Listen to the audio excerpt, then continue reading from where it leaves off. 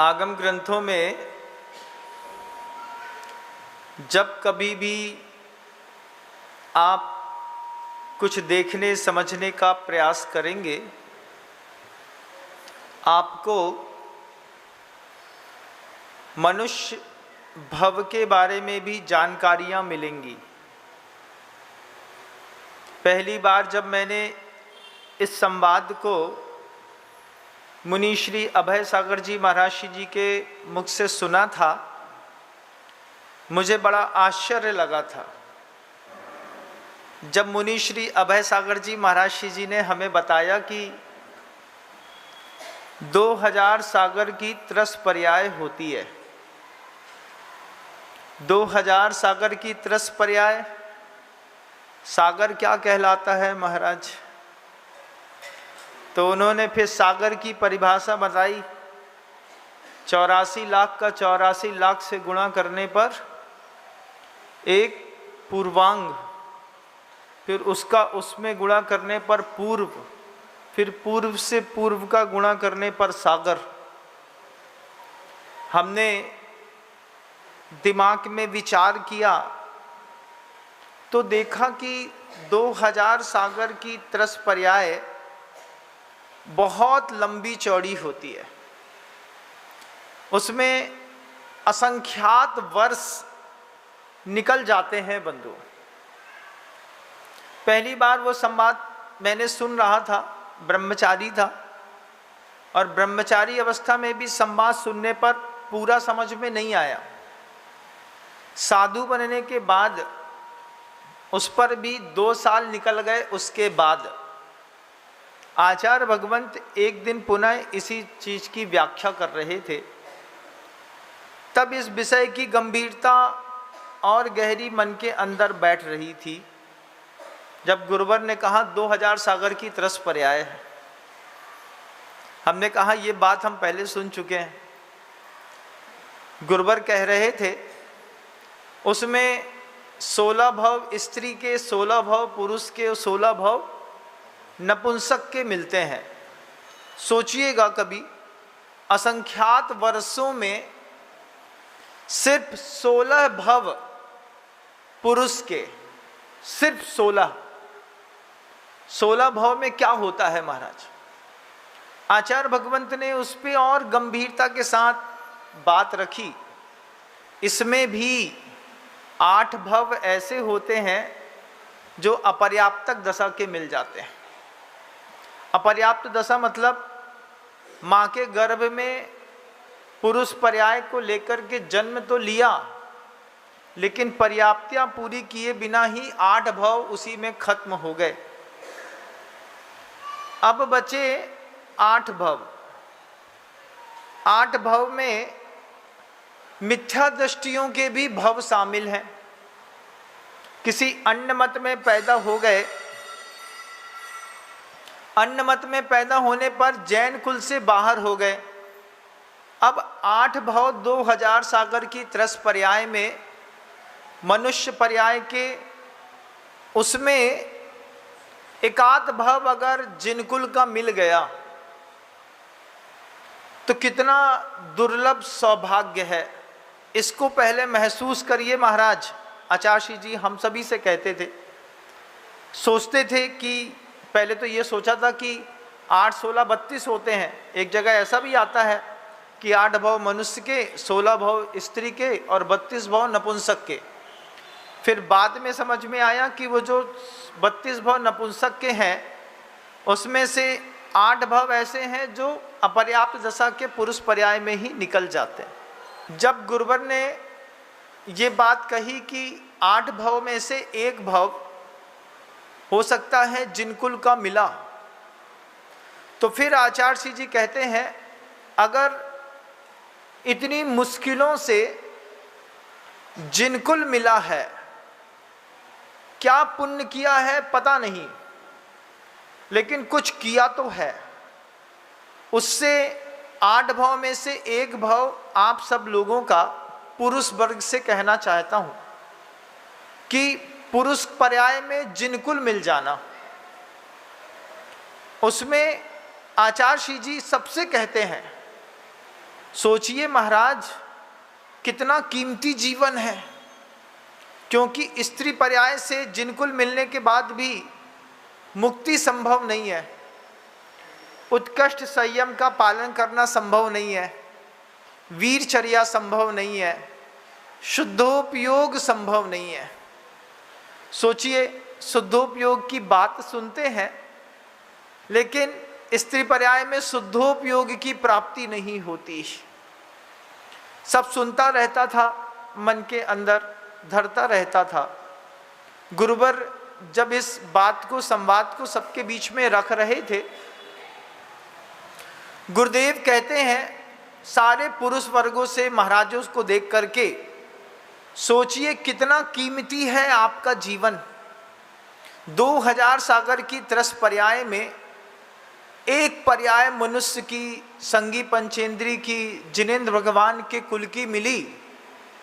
अब इस कुल में आने के बाद इसकी कीमत समझ में आ जाए तो सौभाग्य है। कीमत समझ में नहीं आती तो पर्याय आती है और चली जाती है। आचार्य श्री जी कहते हैं कि इसकी कीमत करो और इस कीमती पर्याय की रक्षा करो। कितनी कीमती पर्याय हो गई। 2000 सागर की 30 पर्याय में एक पर्याय मनुष्य भाव जैन कुल का मिल गया, सर्वज्ञ परमेष्ठी की देशना मिल गई। आचार्य भगवंत हम सबको गौर से देखते थे, बार बार कहते थे, नम्र पर्याय की रक्षा करो, कीमती है ये पर्याय। एक दिन गुरुजी से पूछ ही लिया, आप कहते हैं भगवान पर्याय की रक्षा करो, इस पर्याय की रक्षा करने में क्या रक्षा करना है, क्योंकि आयु तो प्रत्येक समय घटती चली जा रही है, अब इसमें रक्षा क्या करनी है। तो आचार्य श्री जी कहते हैं, पुरुषों के लिए विशेष रूप से जिनकुल मिलने के बाद अपने ज्ञान गुण की रक्षा करो। पहला शब्द आचार्य श्री जी ने कहा, अपने ज्ञान की रक्षा करो। तुम्हारा ज्ञान कुज्ञान में ना बदले, क्योंकि जैसा ज्ञान होता है वैसा ही चरित्र बनता चला जाता है। आचार्य श्री जी की बात सुनते थे। गुरुवर कहते हैं, मनुष्य पर्याय में जैन कुल मिलने के बाद ज्ञान बहुत कीमती है। महाराज, ज्ञान क्या है? ज्ञा धातु जानने के अर्थ में आती है।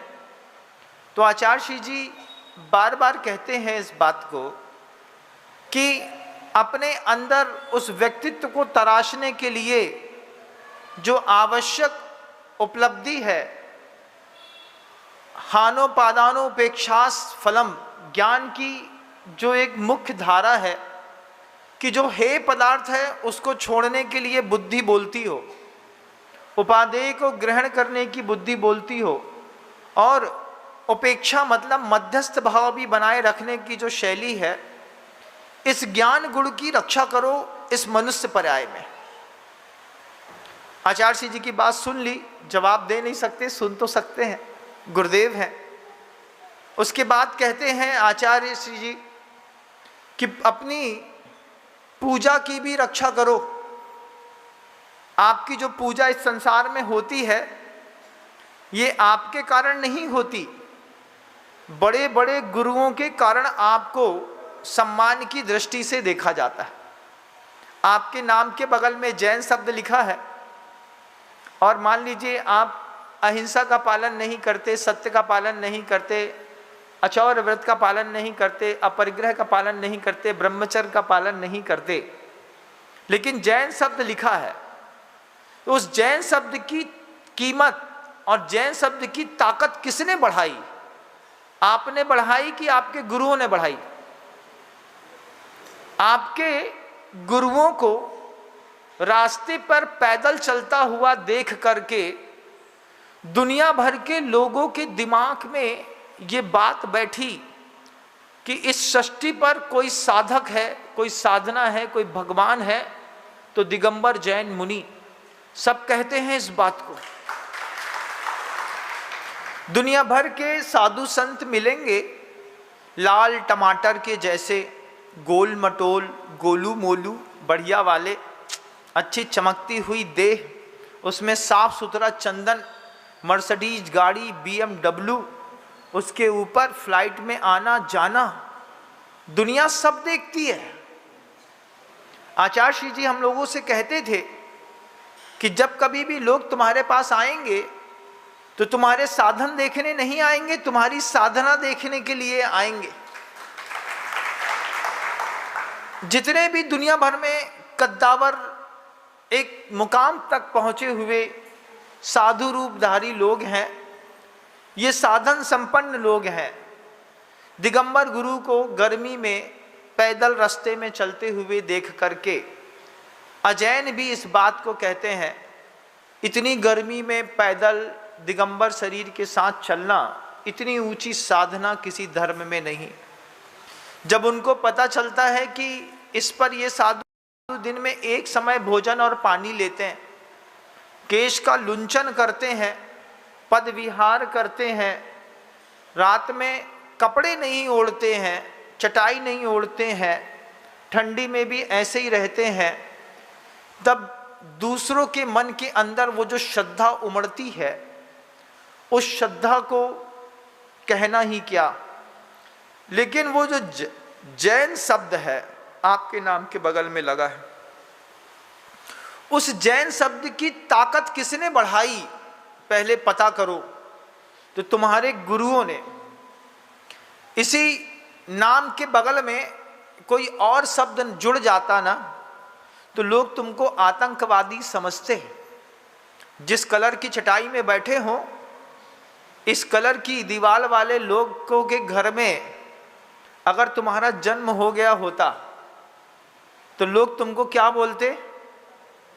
आतंकवादी है।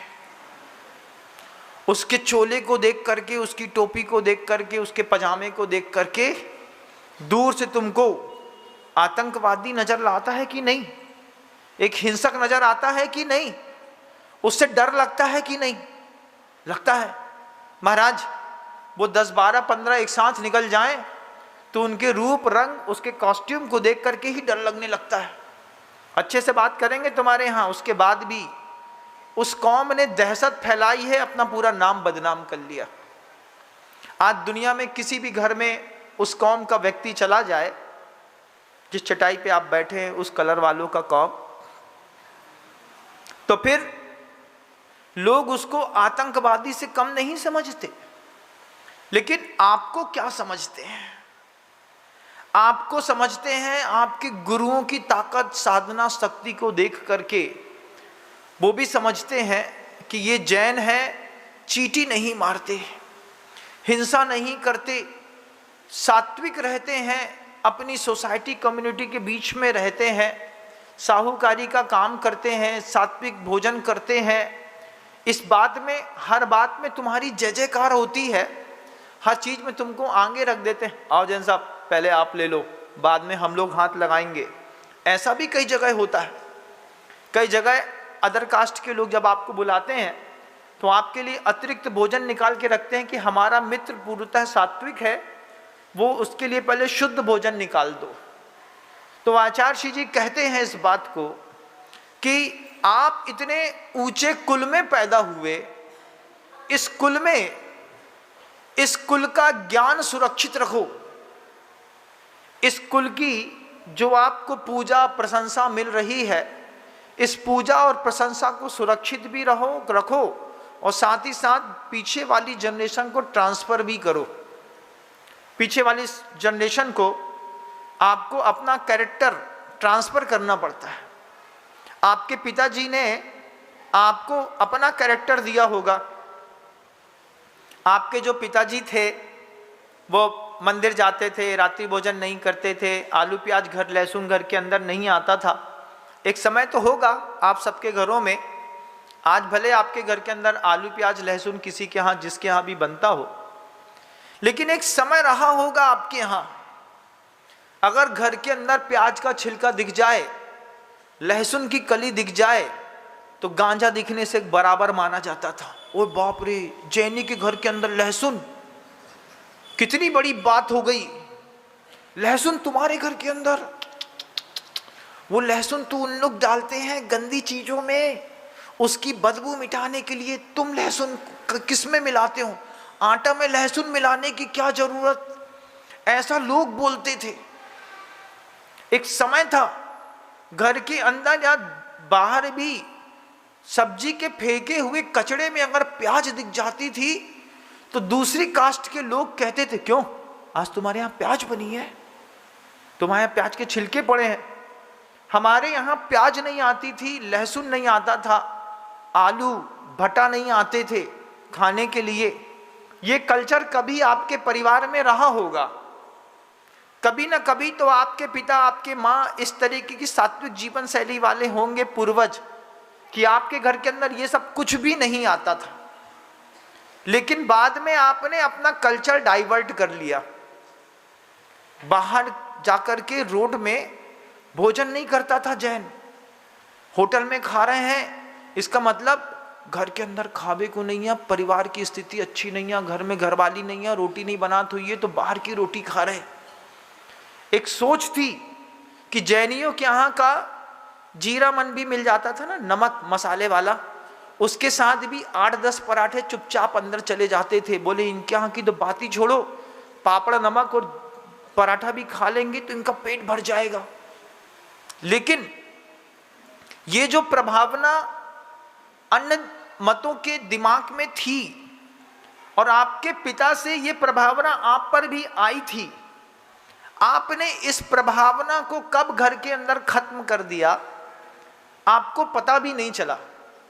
दादाजी जब से शांत हुए हैं उसके बाद महाराज जी धीरे धीरे आलू प्याज की सब्जी घर के अंदर, अब बच्चे हैं नहीं मानते तो बच्चों का सहारा लेकर के बड़ों ने खूब माल मस्का। मार्केट में जाकर के 2 किलो आलू खरीदे, क्यों जैन साहब आलू आप, अरे यार वो छोटे छोटे बच्चे हैं वो नहीं मानते। बच्चों के हिस्से की आइसक्रीम, बच्चों के हिस्से की आलू प्याज टमाटर तुमने खूब खा खा करके अपने घर का पूरा जो वातावरण था, आपके पिता ने आपको ट्रांसफर तो किया होगा। ऐसा तो नहीं है कि कोई माता पिता ने कभी बच्चे को ये ना सिखाया हो कि बेटा अपने यहाँ आलू प्याज नहीं खाते। आपके पिताजी ने कभी सिखाया कि नहीं?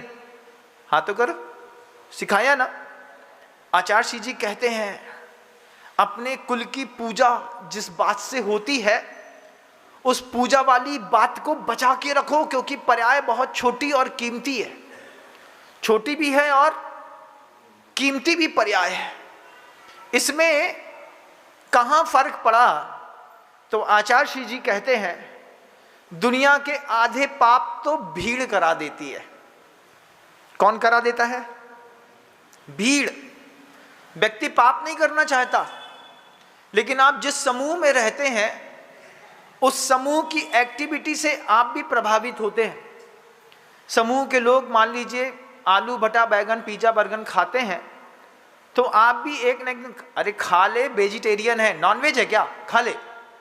नॉनवेज नहीं है, वेजिटेरियन है, लेकिन वेजिटेरियन में भी रिस्ट्रिक्शंस हैं हमारे यहाँ की। जैनों के यहाँ वेजिटेरियन फूड्स में भी ये वेजिटेबल्स नहीं आते, ये सब्जियां नहीं आती।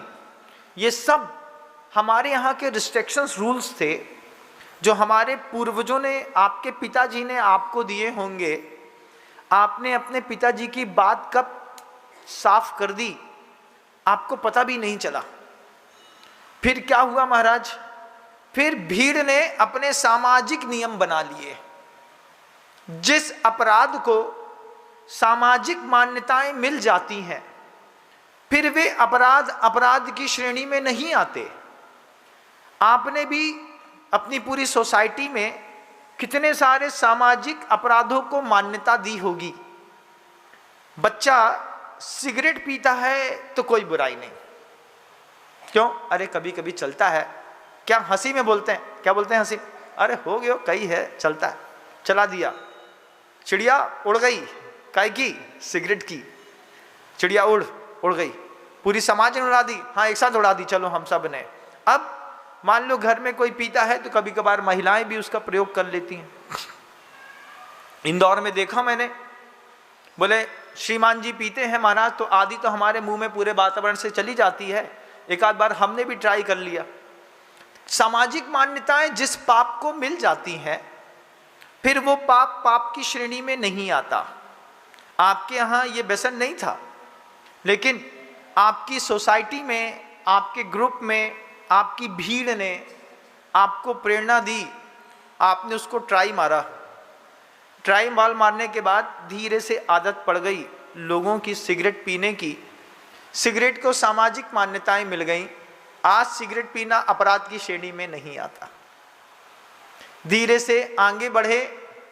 शराब की दुकान के बाहर पहले गाड़ी खड़ी रहती थी तो गाड़ी का नंबर और कलर पूरे गांव के लोग पहचानते थे। ये तुम्हारा जो लड़का है ना, तुम्हारे लड़के की गाड़ी फलाने बियर बार के बाहर खड़ी थी। बाप अपनी दुकान छोड़ करके बियर बार में जाकर के गाड़ी देखने पहुंच जाता था और अंदर जाकर के घुस करके देखता था कि ये गाड़ी कौन लेकर के आया। अगर लड़के का दोस्त भी मिल गया तो वहीं से उससे चाबी लेकर के आ जा करके लड़के को चांटा पड़ता था कि गाड़ी ऐसे आदमी को क्यों दी कि गलत जगह उसने गाड़ी ले जा करके खड़ी करी। होता था कि नहीं? होता था महाराज। फिर क्या पता चला, एक दिन लड़का खुद ही अपनी गाड़ी चला करके वहीं पर पहुंच गया। भीड़ ने बियर को सामाजिक मान्यताएं दे दी। बियर को जैसी सामाजिक मान्यताएं मिली, धीरे धीरे करके माहौल बदला। भीड़ ने अपना पाप का रंग दिखाया। आपने बियर को पाप समझना बंद कर दिया। आज कोई बियर पीता मिल जाए, अरे कुछ नहीं, जौ का पानी है, चलता है, हाँ ठीक है, तू भी ले ले एक गिलास। तो एक से दूसरे का जाम टकरा गए और पी के चले आए। लेकिन हमारे जैन कुल में बियर नहीं पी जाती। मद्य मांस मधु और 5 उदंबर फल का 8 वर्ष अंतर्मूर्त का बालक होता है तो मुनिराज के पास ले जा करके उपनयन संस्कार करा करके उसका त्याग करा देते हैं। लेकिन आपकी समाज में कोई लोग ऐसे भी मिल जाएंगे जिसने बियर पीने की, शराब पीने की आदत हो, तो वो शराब पीने की, बियर पीने की आदत को आप बुरा नहीं मानते। क्यों? सामाजिक मान्यताएं हमने बियर को अलाउ कर दिया। भीड़ का समर्थन है ना बियर के प्रति, अब बियर बुरी बात नहीं है। सिगरेट के प्रति समर्थन है, सिगरेट बुरी बात नहीं है। होली के दिनों में जुए का समर्थन है कि नहीं? होली, दिवाली, शादी के दिनों में, किसी त्यौहार में, राखी में, पूरे समाज ने मिलकर के 7 व्यसनों में एक व्यसन था जुआ खेलना। लेकिन आपने उसको सामाजिक मान्यताएं दे दी। अब महिलाएं आराम से किटी खेलती हैं, रमी खेलती हैं, तंबोला खेलती हैं, पुरुष भी खेलता है। कई जगह तो मैंने देखा कि 2 प्रतिमाधारी महिला, एक जगह देखा मैंने, शहर का नाम बोलूंगा तो वो महिला पकड़ जाएगी कि हम ही को बोल रहे हैं। 2 प्रतिमाधारी क्या करे महाराज, कुछ नहीं तो दहा पकड़ खेल रहे थे। हमने कहा प्रतिमाधारी पत्ते नहीं खेलता, चाहे 3 2 5 हो, चाहे दहा पकड़ हो, चाहे कुछ हो, थोड़ा सा टाइम पास करने के लिए। हमने कहा प्रतिमाधारी के पास टाइम कहाँ पत्ते खेलने का। लेकिन प्रतिमाधारी पकड़ गया एक बार पत्ता खेलते हुए। हमने कहा क्या है? बोले कुछ नहीं, सिर्फ शौक है, बचपन से रहा है तो शौक है। जुए खेलने को सामाजिक मान्यताएं मिली। आज आप जुआरी बन करके जब किसी फड़ में पकड़े जाते हैं और जब कोई परिवार का सदस्य किसी थाने से छुड़ा करके लाता होगा 2 5 10 हज़ार दे करके, तो थाने में एक बार तो चढ़ ही जाता है कि फलाने चंद जैन जुए में पकड़े गए। अपराध कायम तो हुआ, लेकिन आपने जुए को सामाजिक मान्यताएं दे दी। सामाजिक मान्यता मिलने के बाद जुआ बुरा नहीं है, सिगरेट बुरी नहीं है, शराब बुरी नहीं है, बियर बुरी नहीं है। अब सामाजिक मान्यताएं आपने होली के दिन में भांग को दे दी। भांग की बर्फी चला करके अपनी पत्नी को खिला ले, होली है तू भी खा ले, हाँ भैया। एक भांग की बर्फी कलाकंद के साथ खोबा में मिला करके भांग हमने भी खा ली। बड़नगर रतलाम का जो इस तरफ का एरिया है, इस तरफ के एरिए में लोगों को सुबह सुबह खाली पेट भांग की 1 गिलास पीने की आदत है। अभी होके आ रहा था, जो बच्चे साथ में चलते थे वो बताते थे, बोले महाराज जी हमारे दादाजी को तो नाश्ते में 1 गिलास भांग चाहिए। हमने कहा भांग पीते हैं दादाजी? बोले हाँ, अच्छी दूध में खरबूज के बीज डाल करके, तरबूज के बीज डाल करके, अच्छा घोटा मार करके, अच्छा मीठा मिला करके, 2 उसमें कलाकंद रबड़ी रख करके, 2 पेड़े रख करके कुंदे का बढ़िया वाला पीला वाला, उसके ऊपर एक वो मिलता है महाराज, क्या मिलता है? हमने कहा कुछ और मिलता होगा। फिर ने कहा ना, बोले भुट्टे का लड्डू प्रसिद्ध है यहाँ पे, वो भुट्टे का लड्डू भी धर देते हैं। और उसके बाद 1 गिलास अच्छी भांग हमारे दादाजी को रोज पीने की आदत है। हमने कहा सुबह सुबह? बोले सुबह सुबह 1 गिलास घुटी भांग मिल जाएगी। हमने कहा क्या होता है? शरीर देखो हमारे दादाजी का, 1 कुंटल 32 किलो का है। हमने कहा इतना? बोले भांग मांगे भूखड़ा। भांग जो होती है, भांग खाने के बाद भूख लगती है। हमने कहा अच्छा।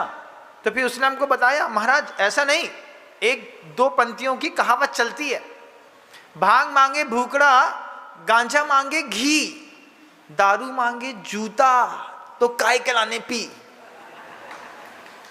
सुन लिया? माने दादाजी सुबह सुबह भांग पीते हैं महाराज। भांग पी करके उनको भूख अच्छी लगती है, फिर वे पराठे हैं, रतलाम के सेव हैं, फलानी की बासुंदी है, यहाँ की रबड़ी है, यहाँ का रसगुल्ला है, यहाँ का पेड़ा है, दिन भर माल मसकते रहते हैं।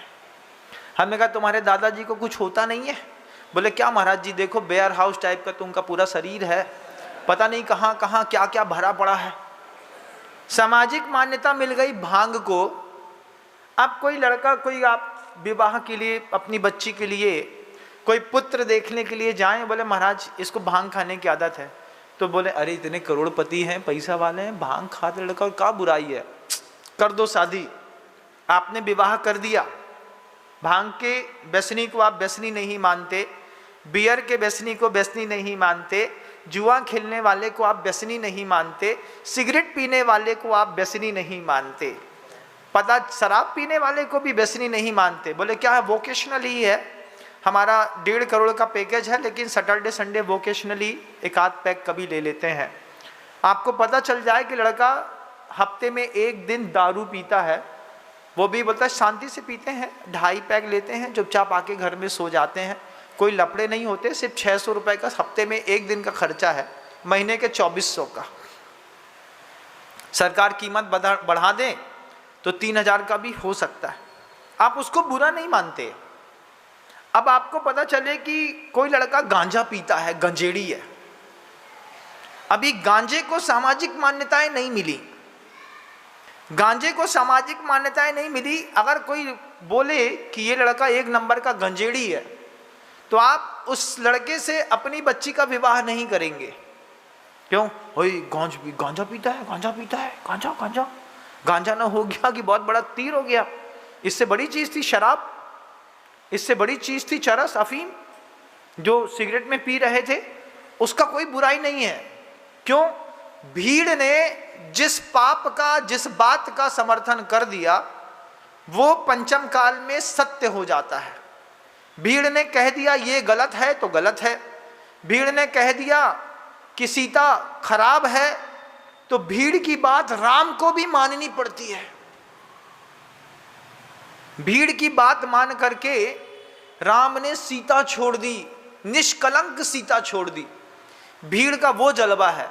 आचार्य श्री जी कहते हैं व्यक्ति की पाप करने की सामर्थ्य तो बहुत कम है, लेकिन भीड़ जिस तरफ मोड़ दे किसी भी चीज की गति, भीड़ ने इधर मोड़ दी तो इधर, भीड़ ने इधर मोड़ दी तो इधर। अरे इतनी सारी जनता कह रही थी तो क्या गलत कह रही थी? जनता क्या गलत कहती है? गलत कहती थोड़ी है, जनता तो गलत करती है।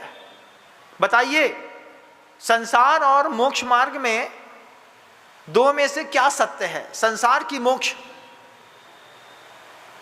कहां संसार सत्य है? सत्य तो संसार नहीं है महाराज, सत्य तो मोक्ष है। लेकिन संसार का समर्थन करने वाले कितने लोग हैं? 800 करोड़ लोग मिलेंगे संसार का समर्थन करने वाले। मोक्ष का समर्थन करने वाले कितने लोग मिलेंगे? मुश्किल से 1500 लोग। उसमें भी पता नहीं किसके मन के अंदर मुक्ति की इच्छा है भी कि नहीं। इन 1500 लोगों की इतना सा ग्रुप साधु संतों का और 800 करोड़ लोग संसार का समर्थन करने वाले, तो संसार को सत्य मान ले, क्योंकि समर्थन और बाहुल्यता तो आपकी है। अगर समर्थन आपका सही है और आपकी बात मान ली जाए तो इधर वाला भी उधर का हो जाए। क्यों भैया? 800 करोड़ लोगों को उधर पाप नहीं दिख रहा हो, तुम्हें पाप दिख रहा हो।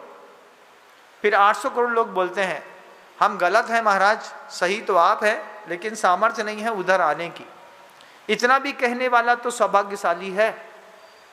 लेकिन भीड़ जिसका समर्थन कर दे, जिस पाप का समर्थन कर दे, जिस बात का समर्थन कर दे, वो पूरी दुनिया में बात सही हो जाती है। आगम ग्रंथ धरे के धरे रह जाते हैं, साधु संतों की बातें धरी की धरी रह जाती हैं। आदमी आदमी से अपनी बात का समर्थन चाहता है। भीड़ के समर्थन के सामने अरिहंत परमेष्ठी की बात भी गौण हो जाती है। भीड़ का समर्थन जैसा मिलेगा आपकी गति वैसी होगी। भीड़ क्या समर्थन देखती है भगवान जाने। लेकिन इन पापों ने आपने अपने घर में, परिवार में, सोसाइटी में जिन जिन बातों को समर्थित कर दिया, अब इन बातों से आपको कोई प्रॉब्लम नहीं है। पहले के टाइम पे जब कोई जैन समाज की कन्या किसी विधर्मी के साथ विवाह करती थी, समाज से उस परिवार का हुक्का पानी बंद कर देते थे। उससे तेरही में उसके घर में कोई मर जाता था तो बैठने नहीं जाते थे, उसको अपने यहाँ बुलौआ में नहीं बुलाते थे।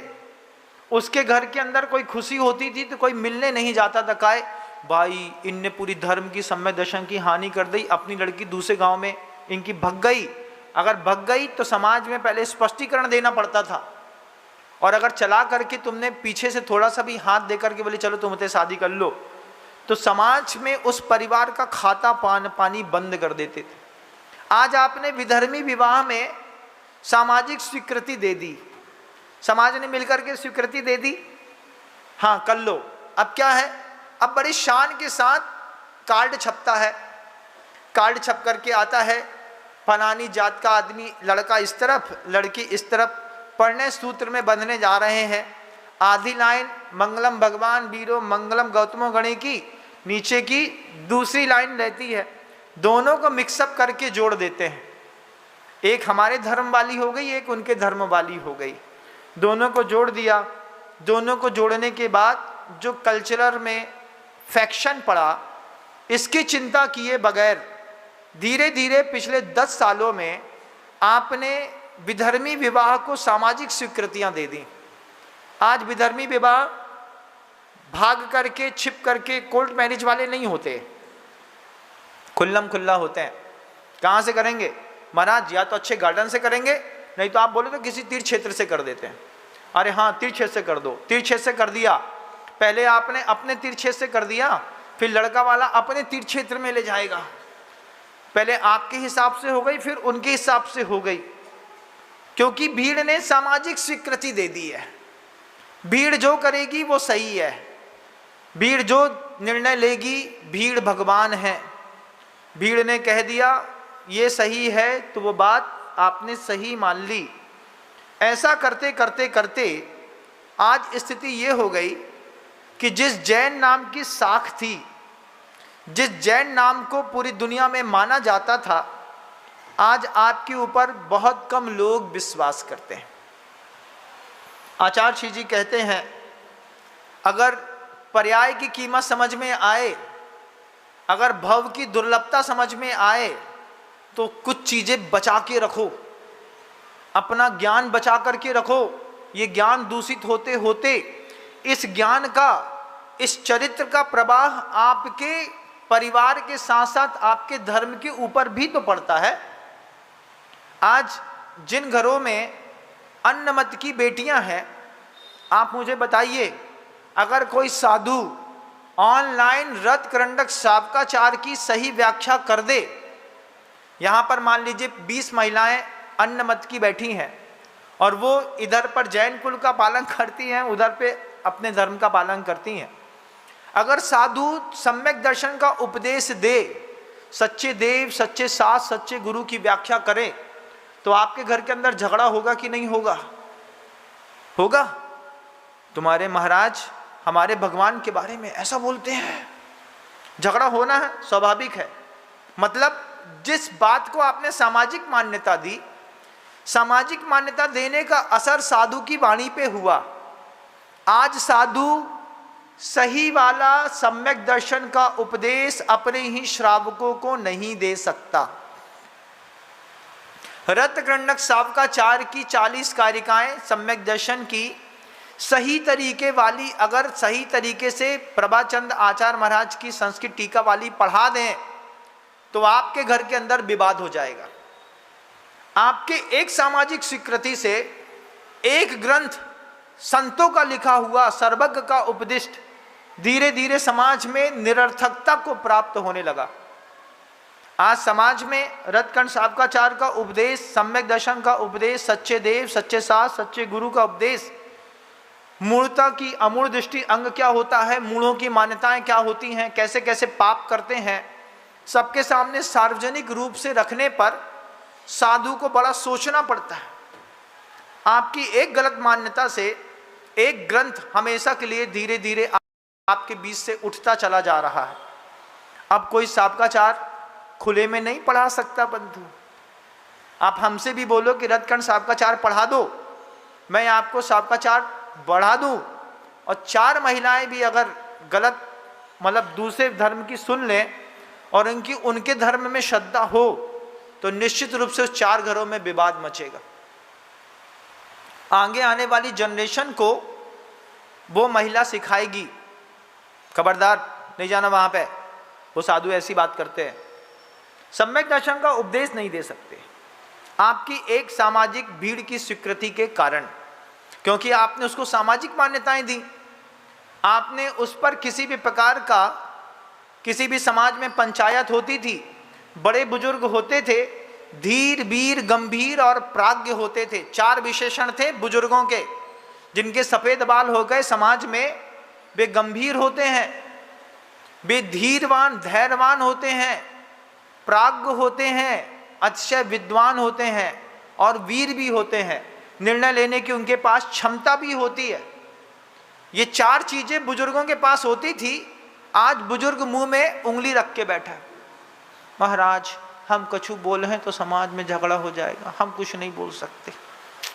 तुम कुछ बोलो मत, सामने वाले को बोलने दो मत, और भीड़ को गलत चीज का समर्थन करने के लिए खुला छोड़ दो। रत्नगंड शावकाचार्य ग्रंथ सामूहिक रूप से पढ़ाना आज दुर्लभ हो गया। पढ़ाएंगे तो विवाद होगा। आपकी भीड़ के एक गलत समर्थन ने एक आचार्य, एक तीर्थंकर, एक ग्रंथ की सत्ता समाप्त कर दी। इस हिंसा का दोष किसको लगेगा? अदर कास्ट के यहाँ जब जाकर के आप इस तरीके से अपनी बेटी का विवाह करते हैं या बेटियां लाते हैं और आप उसका समर्थन भी चाहते हैं, इस पर अगर कोई व्यक्ति मान लीजिए आपकी विवाह में ना आए तो आप उसको देख लेने की धमकी भी देते हैं। तुम हमारे विवाह में नहीं आए ना, तुमको देख लेंगे। तो मजबूरी में आपको जाना पड़ता है। हर कुल की मर्यादा है। वैष्णव के साथ विवाह करे, इस्लाम वाले इस्लाम वालों के साथ विवाह करे, हिंदू के साथ विवाह करे, जैन के साथ विवाह करे, अपने धर्म को पल्वित पोषित करे, कोई आपत्ति नहीं। क्योंकि हर धर्म में सम्यक दृष्टि, मिथ्या दृष्टि, वेरिएबल, नॉन वेरिएबल, आस्तिक, नास्तिक, काफिर और समझदार, ये हर धर्म में माने जाते हैं। हर धर्म का साधु नास्तिकता के ऊपर, मिथ्या दर्शन के ऊपर, काफिर पने के ऊपर, अनवेरिएबल के ऊपर उपदेश देता है। लेकिन आपका साधु नहीं दे सकता, क्योंकि हम एडवांस टेक्नोलॉजी के युग में ऊपर डेवलप होते चले जा रहे हैं। आचार्य जी कहते हैं, जिस कुल में पैदा हुए हो, पुरुष की पर्याय लेकर के कितनी असंख्यात भवों में ये मनुष्य कुल और ये पर्याय मिलती है। जब जब जब आचार्य जी ने मनुष्य पर्याय की जैन कुल की दुर्लभता बोली, हर कपड़े वाले ने अपने आप को समझने की कोशिश करी कि हम कितने दुर्लभ हैं।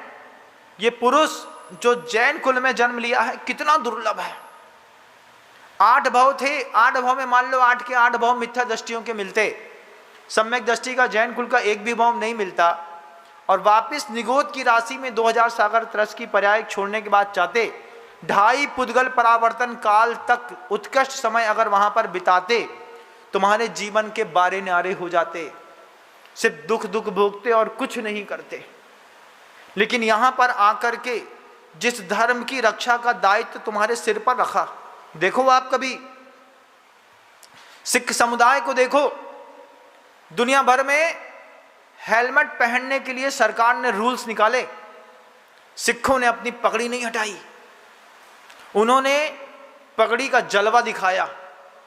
पगड़ी का जलवा क्या दिखाया?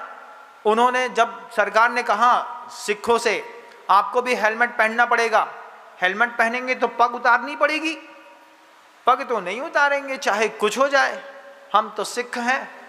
उन्होंने जलवा दिखाया। उन्होंने कहा कि हमारे सिर पर इस पगड़ी के ऊपर तुम नारियल रखो, नारियल रखने के बाद हथौड़े से ताकत से नारियल में मारो, उसके बाद भी हमारा सिर नहीं फूटेगा, हमारी पगड़ी हेलमेट से ज़्यादा मजबूत है। ये उनने ताकत दिखाई प्रैक्टिकली करके। सिखों में हेलमेट पहनने का रूल्स अलाउ नहीं है। उन्हीं सिखों ने रेजिमेंट में भी जा कर के वहाँ पर अपनी कीमत दिखाई। उनने वो हरी पगड़ी बांध लेंगे और वही उनकी टोपी बन जाती है। उनने ताकत दिखाई। उनने अपने ग्रंथ को सिर पर रखा, माथे ऊपर रखा। उस ग्रंथ को जब रोड में लेकर के निकले तो उनके साथ सेवादार निकले। गुरु ग्रंथ साहब का प्रकाश हो रहा है, रास्ते में निकल रहे हैं, पूरे रास्ते में रेड कारपेट बिछता है, एक झाड़ू लगाता है, एक पानी सींचता है, ग्रंथ साहब निकल रहे हैं। क्या गजब का बहुमान है उस कौम का। आप अपने ग्रंथ साहब को देख लीजिएगा, मंदिर जी के अंदर रखे होंगे आप लोगों के भरोसे। एक दुर्लभ पर्याय में ग्रंथ साहब की क्या हालत कर दी। विचार करने वाली चीजें हैं, माइंड में अगर क्रैक कर जाए तो कीमत को बचा के रखो। तुम्हारी जो पूजा होती है, तुम्हारी जो प्रशंसा होती है, जो तुमको दुनिया में बहुमान मिलता है, उसके लिए तुमने कुछ नहीं किया। तुमने तो अपने मोहल्ले में एक खिचड़ी खिलाने का ना सेंटर खोला, ना एक प्याउट खोला, एक वाटर कूलर भी तुमने नहीं लगाया। सार्वजनिक स्थानों में लिख देते कि जैन समाज की ओर से जन समुदाय के लिए सेवार्थ समर्पित, एक वाटर कूलर भी नहीं लगाया। वे साधु थे, अपनी साधना का परचम लहराते लहराते लहराते तुम्हारे नाम के बगल में लिखे हुए जैन शब्द की कीमत को आसमान कर गए। मोबाइल में अगर किसी महिला का चित्र है तो हो सकता है तुम फंस जाओ, लेकिन अगर तुमने अपने गुरु का चित्र लगा करके रखा तो सिर्फ गुरु के चित्र बस ने तुमको विचित्र परिस्थितियों से बाहर निकाल करके फेंक दिया। एक्सीडेंट हो जाए, कहीं फंस जाओ, मोबाइल चालू करो और आचार्य जी का चित्र भी दिख जाए उसमें, तो पुलिस वाला दूर से पूछता है क्यों? आचार्य जी के शिष्य हूँ। हाँ, गुरु जी का शिष्य हूँ, चल तू निकल, बाकी को हम देख लेंगे। आचार्य जी का चित्र देख करके पुलिस वाले तक आगे निकाल देते हैं। ये इज्जत तुमको कहाँ से मिली? तुमसे? अरे तुम तो सिगरेट पीने के आदी हो गए, शराब, भांग, गांजा, जुआ के आदी हो गए। तुम्हारी हकीकत अगर पुलिस वालों को पता चले तो पुलिस वाले तो तुमको छोड़े ना, लेकिन तुम्हारे गुरु के नाम के टैग के कारण, उनकी साधना के कारण तुम्हारे नाम के बगल का जो टैग था वो टैग बेशकीमती हो गया। कितना बेशकीमती, इतना बेशकीमती कि आज पूरी दुनिया जैन समाज को जानती है तो आचार्य विद्यासागर जी महाराज जी की ताकत के कारण जानती है। 20वीं सदी का पूर्वार्ध आचार्य शांति सागर जी महाराज श्री जी का था, उत्तरार्ध 20वीं सदी का आचार्य विद्यासागर जी महाराज का था, और आज पूरी 21वीं सदी आचार्य विद्यासागर जी महाराज की मानी जाएगी। उनकी तपस्या, उनके त्याग, उनके अनुशासन, उनकी करुणा, उनकी दूरदर्शिता की सोच, उनके गौशाला के अभियान, इन सारी बातों ने जैन समाज को सब तरफ से ऊंचा उठाया। जो व्यक्ति कभी मंदिर नहीं गया, जिसने कभी भगवान की पूजा नहीं करी, उसने भी अगर नाम के बगल में जैन शब्द लगाया तो उस जैन शब्द ने उसकी भी रक्षा करी। उस पूजा की, प्रशंसा की, उस इज्जत की इज्जत रखना आपकी जवाबदारी है। कुछ चीजें कीमती हैं, इस पर्याय में आने के बाद उसकी रक्षा करो। आचार्य कहते हैं ज्ञान की रक्षा करो।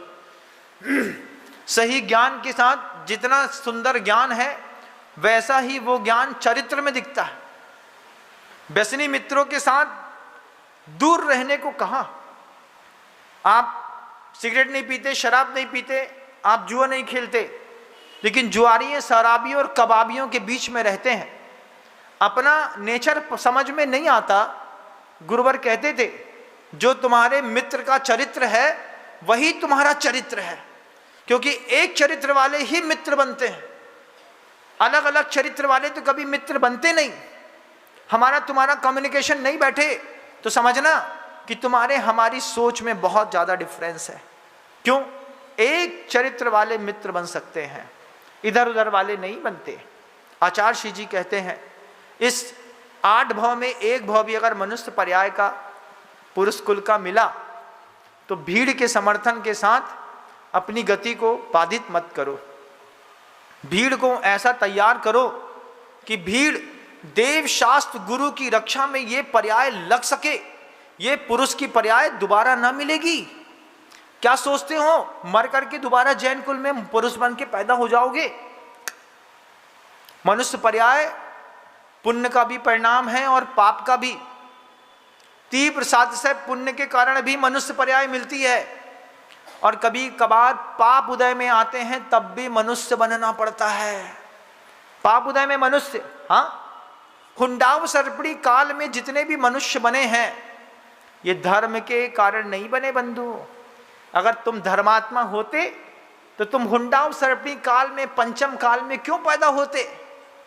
तुम पैदा होते विदेश क्षेत्र में, सीमंदर स्वामी के समोशरण में, लेकिन तुमको मनुष्य की पर्याय मिली हुंडाव सर्पणी काल में, पंचम काल में मिली। तुम पुण्य के उदय से यहां पर आए कि पाप के उदय से? क्या क्या आत्मा बोलती है?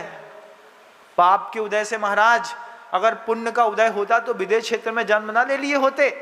8 वर्ष अंतर मुहूर्त में वहां पर साधना करके बच्चा केवल ज्ञान को प्राप्त करके चला जाता, वहां वो जगह तो देखने ना मिली, इस जगह पे आकर के फंसे। सौभाग्य बस इतना था, सौभाग्य इतना था जिनकुल मिल गया। आचार्य श्री जी ने हाइको लिखा, आगम सागर जी महाराज जी बड़े अच्छे तरीके से उस हाइको को कहते हैं। उनके कहने के अलग स्टाइल। कहते हैं गुरुदेव काल घटिया। क्या कहते? काल घटिया, गुरु बढ़िया, निहाल हो गए। काल तो घटिया है, जितना घटिया काल है उतनी ही घटिया तुम लोगों की सोच भी है, क्योंकि भीड़ का समर्थन भीड़ कराती है। गुरु की बात नहीं माननी। गुरु तो अकेले बैठे हैं, उनका कोई स्वार्थ सिद्ध होता होगा। भीड़ अपना समर्थन कराती है। भीड़ ने गांजे का समर्थन किया, भंगेड़ियों का समर्थन किया, शराबियों का समर्थन किया।